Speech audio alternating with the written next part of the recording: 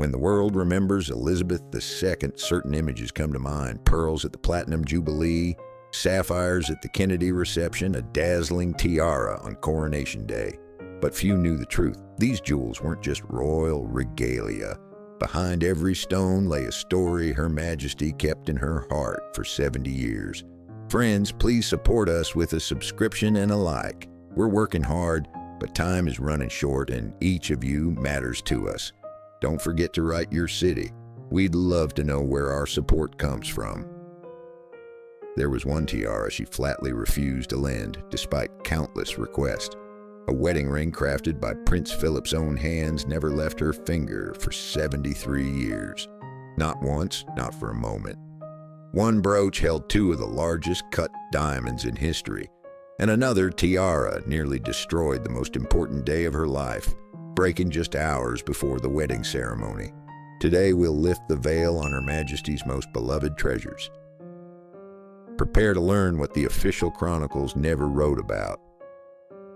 There exists a jewel that became not just an ornament, but the very essence of the Queen.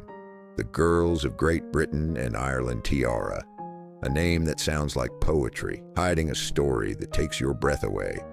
1893. Princess May of Teck prepares to marry the future King George V. A committee of women from across Great Britain and Ireland, led by Lady Eva Greville, presents her with a gift, an exquisite diamond tiara crowned with pearls. The lace-like structure seemed the embodiment of tenderness, yet symbolized something greater: national unity, generosity of spirit, and remembrance of eternal values. Years passed. The tiara changed its appearance. The pearls vanished, replaced by diamonds from the Surrey Fringe tiara. And in 1947, this crown found its true owner, young Princess Elizabeth, who received it as a wedding gift from Queen Mary. What happened next can only be called love at first touch. The new Queen's first official portrait, and there it shines on her head. State visits from Paris to Pakistan, from Norway to New Zealand. Everywhere this crown accompanied her. Coins, banknotes, postage stamps across the world. Everywhere, Elizabeth's silhouette was crowned by her grandmother's tiara. Yes, she called it exactly that, Granny's tiara, whispering the name with unfailing tenderness, even in her 90s. But here lies a mystery. Why this particular piece? After all, far more lavish tiaras rested in the royal vaults, ancient crowns shrouded in legend. Today, the crown rests in the royal treasury, believed to belong to King Charles III. Will it appear again on Queen Camilla's head, or is its destiny to wait for a future queen? Every stone in this tiara holds the answer to one question. What does it mean to wear a crown, not from pride, but from love? However, there was one brooch Her Majesty held close to her heart in life's most important moments. 1932. Queen Mary acquires a jewel destined to witness the most hidden royal emotions. The lover's knot brooch from the House of Gerard, a masterpiece that stops your breath, silver and gold intertwined in a dance of cut diamonds, forming an elegant ribbon with movable ends that sway like a lover's sigh. When Queen Mary posed for her famous portrait in 1934, wearing it with a diamond necklace, the brooch already carried deep symbolism of devotion and grace, but the real secret lay in how this treasure would live its second life. In 1953, Elizabeth II inherited the brooch and loved it until her last breath. This isn't an exaggeration, literally. Look closely at the moments when the Queen chose this very lover's knot. 1960, her sister Princess Margaret's wedding, Remembrance Day 2011. Her final state visit to the United States in 2007, French, Dutch, Swedish, Spanish receptions.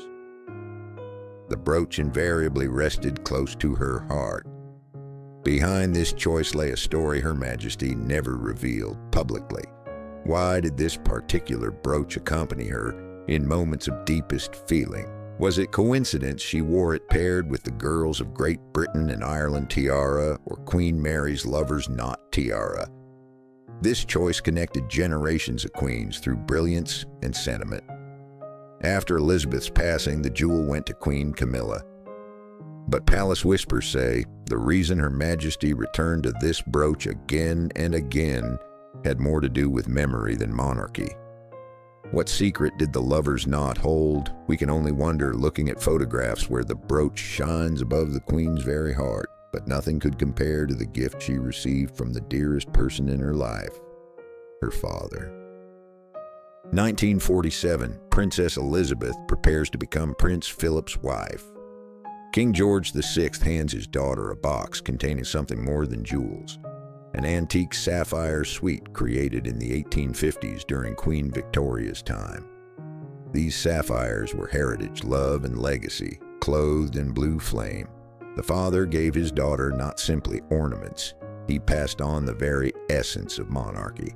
What happened next changed everything. Elizabeth wore them immediately. Sometimes just the necklace, sometimes the entire set, together with the shimmering Belgian sapphire tiara she commissioned in the 60s to complete the ensemble. From Canada in 51 to Buckingham Palace with Kennedy in 61 to her final portrait in 2019. The sapphires traveled with her through a reign that made history. Her Majesty personally modified the pieces, shortened the necklace, added a pendant, later a bracelet. Each change bore her personal mark. The same sapphires that sparkled beneath Windsor's chandeliers in the 50s caught camera flashes at Buckingham banquets in the 21st century. Coincidence? Every appearance of the suite seemed a quiet tribute to the man who taught her duty, dignity, and love. Even as new tiaras entered rotation, the sapphire ensemble returned in her later years. At state receptions in 2015 and 16, like a gentle nod to her father's unending presence. After her passing, these sapphires shone on Queen Camilla, finding new life. The royal love story in sapphires continues, stone by stone.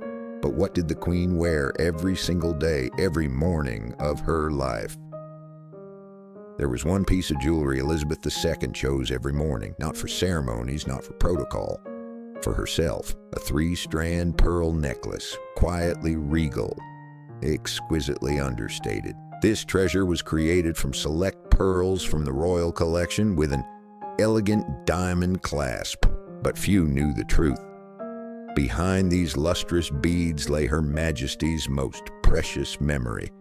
At 18, King George V presented the young princess with a similar strand, her first real treasure. This custom version became her signature, her essence. Why pearls every single morning? For decades, she wore them with monochrome coats, severe dresses, iconic brooches. Her Majesty believed in the philosophy of unchanging jewels, something timeless, constant, like the crown itself. From Tonga, New Zealand, Australia during Commonwealth tours, to the Platinum Jubilee 70 years later. Even in her final days at Balmoral, receiving Liz Truss, pearls rested on her neck. They say her faithful dresser, Angela Kelly, fastened the clasp gently every morning, another silent tradition in a life built on quiet rituals. After the Queen's passing, Princess Anne carefully took up the torch, wearing them in New York and Uganda, paired with historic brooches. If you see them again, look closer. They hold a Queen's love story in every glowing bead, but there was one jewel Her Majesty refused to lend to anyone. What made her guard this secret so fiercely? It shimmered like a frozen ocean, cool, regal, absolutely mesmerizing. The Brazilian Aquamarine suite, gifted to Elizabeth II in 1953, became a sparkling sentiment few suspected, created in Rio by jewelers Mappin and Webb. The ensemble began with a necklace and earrings, icy blue aquamarines and delicate diamond lace, Brazil's tribute to a young queen at the dawn of her reign. But Elizabeth didn't let the treasure rest in storage. She adored it so passionately that by 1957 she commissioned Gerard to create a tiara, completing the suite. Later, in 71, she modified the crown with stones from Sao Paulo. The result was stunning, a fan-shaped diadem that danced in candlelight. Her Majesty wore the aquamarines to brilliant state banquets in Denmark, America, even royal film premieres. Romeo and Juliet in 68, The Island at the Top of the World in 74. But the most touching moment came at her final Australian banquet in 2011. Behind this choice lay a story. They say the Queen loved aquamarines for their symbolism, calm and clarity, qualities she embodied so naturally. But was there another reason she kept this suite so close for 60 years? This choice changed all perceptions of royal attachments. The tiara she never lent, a treasure guarded more jealously than state secrets. No one knows the true answer, but even before her coronation, she wore a crown that would forever change her destiny. Before wearing the coronation regalia, Elizabeth II entered the world as monarch in this diadem. And then something unexpected happened. A piece created for a king became the symbol of queens. 1820. George IV commissions a diadem to wear atop his velvet hat with theatrical flair. The crown wasn't meant for women, yet it found its eternal home with them. 1,333 diamonds and 169 pearls form roses, shamrocks, and thistles, Britain's very soul, engraved in stones. But only when Queen Victoria declared the diadem a crown heirloom did its fate change forever. When Elizabeth first wore the crown in 52, it wasn't for grandeur. She went to Parliament mere days after ascending the throne, still in mourning for her father. The world stood still in awe and sorrow simultaneously. Elizabeth II made the diadem immortal. It framed her face on stamps, coins, Commonwealth portraits for over 70 years. The crown became her silhouette, her recognition, her essence. In 2023, Queen Camilla carefully placed it on her head. But here a question arises that gives no rest. Will Catherine, Princess of Wales, ever wear it? Or will this diadem forever remain the property of Elizabeth's memory? However, there was one tiara that nearly destroyed the happiest day of her life. Behind the sparkle lay the secret of catastrophe. It looked like frozen lightning, spikes of dazzling diamonds in gold and silver arranged in perfect symmetry. Queen Mary's Fringe tiara, commissioned in 1919, began life as a wedding necklace from Queen Victoria before transforming into a crown of striking drama. But beauty alone didn't give it power. This tiara became an icon of royal weddings and witness to a story that takes your breath away. Queen Mary wore it on her own wedding day. Then came Elizabeth's turn in 47, and that's when the unthinkable happened. The tiara broke just hours before the ceremony. Imagine that moment, the bride in her wedding dress, guests waiting, the entire world holding its breath in anticipation, and the crown suddenly shatters. Jewelers rushed in panic, restoring the treasure while the Queen Mother calmed her daughter with quiet words. This stress became part of royal history, and that's the magic. Not just diamonds, but memory, living, breathing, fragile. The Queen Mother wore the tiara with pride, lent it to Princess Anne in 73, and Elizabeth later passed it to Princess Beatrice, keeping the tradition alive. A crown that survived time, repairs, and reigns. A crown that walked 3 times to the altar with royal brides. No wonder it became one of Her Majesty's most cherished heirlooms. Elegant, unwavering, unforgettable. But the most personal remained the ring she never removed. Though Her Majesty's hands were often hidden beneath gloves, Elizabeth II never appeared without her 2 most cherished jewels, her engagement ring and wedding ring. Behind this choice lay a love story the length of a lifetime. The engagement ring, created by Prince Philip himself, was the embodiment of perfection. An elegant 3-carat round diamond at the center, surrounded by 10 shining stones extracted from his mother's tiara. Princess Alice of Battenberg. This wasn't just a ring, this was a love story, heritage, a royal heirloom reborn. From the remaining stones, he created a sparkling bracelet for her, a wedding gift from husband to queen.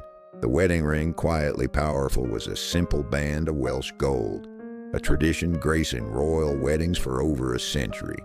But this particular ring held decades of devotion. Many believed she was laid to rest with it, but the truth whispers otherwise. She loved it too much to part with it. Her Majesty wore both rings at state banquets for portraits, even during countryside walks. Not ornaments. Symbols of a marriage that survived wars, winds of change, and the weight of the crown.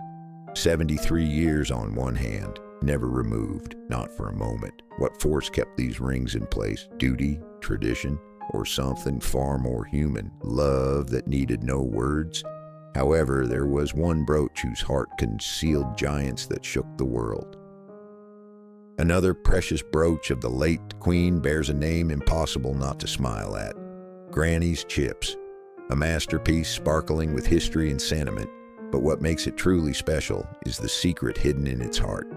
At the brooch's center rest two colossal diamonds, Cullinan 3 weighing 94.4 carats and Cullinan 4 weighing 63.6 carats, cut from the largest diamond ever discovered in the world. These stones shone not just with light, but with legacy. Mounted as a brooch by Queen Mary in 1911, they graced royal weddings, coronations, intimate family moments. Elizabeth inherited them in 53, but the real secret lay in the details. In 58, during a visit to the Asher workshop in Amsterdam, Her Majesty affectionately called them Granny's Chips, a nod to Queen Mary who gifted them into their dazzling size. She wore the brooch sparingly at the Diamond Jubilee, the Dutch state banquet. And most touchingly, in a rare portrait beside Prince Philip, the quiet radiance of love, loyalty, and the women who lived before her. And perhaps that's why she treasured it most. The stones carried both crown and heart simultaneously. This moment changed all perceptions of royal jewels, but the final treasure survived revolution, flight, and rebirth. Commissioned in 1874 for Grand Duchess Vladimir of Russia, this tiara of interlocking diamond circles with dangling pearls holds a story that makes your blood run cold. When the Russian Revolution struck, the crown was secretly smuggled out of St. Petersburg in simple sacks under disguise. Damaged with missing stones, it could have vanished forever into history's chaos. But fate decided otherwise. Queen Mary acquired the tiara, restored its magnificence, and added settings for emerald drops from the Cambridge collection. She passed the crown to Elizabeth II in 53 on the eve of her coronation. Her Majesty made the tiara a personal favorite. The pearl version appeared in Parliament's halls. The emerald version dazzled across Australia. For 70 years, the crown accompanied the Queen on dozens of state visits, often paired with the historic Delhi Durbar suite, from the Romanov court to Buckingham Palace. This tiara witnessed both the fall of empires and coronations, from the revolutionary streets of Petersburg to London's quiet banquet halls. The Queen wore it for the last time in 2019. Since then, the crown has appeared only at palace exhibitions behind glass. The question remains open. Will Queen Camilla revive it, or is this royal survivor destined to return only in museum displays? Behind every stone, the memory of a woman who transformed jewels into the language of love and duty. What united all these treasures? Why did some stones become part of the Queen's soul, while others remained simply regalia in vaults? The answer lay not in carats or cost. The girls of Great Britain and Ireland. Tiara carried memory of her grandmother and national unity. The lover's knot held secrets of the most personal moments. Her father's sapphires whispered of duty and dignity. Pearls repeated the ritual of every morning, constancy in a changing world. The Brazilian Aquamarines remained a secret she jealously guarded. George IV's Diadem became her silhouette for billions. The Fringe tiara survived catastrophe and 3 weddings. Prince Philip's rings never left her hand for 73 years. Granny's Chips shone with generations of love, and the Vladimir Tiara carried through revolution, the very essence of survival. These weren't just crowns. This was memory, love, duty, embodied in stone and metal. Each jewel told a story about a woman who wore the crown not from vanity, but from devotion. Today, these treasures continue shining on new queens, passing the torch through generations. Stones that survive centuries hold the voices of those who wore them. And in every diamond's gleam reflects one question: what does it mean to be queen? Elizabeth II answered it with her life. Her jewels are merely witnesses to that answer, given once and for all. Which of these treasures touched your heart most deeply?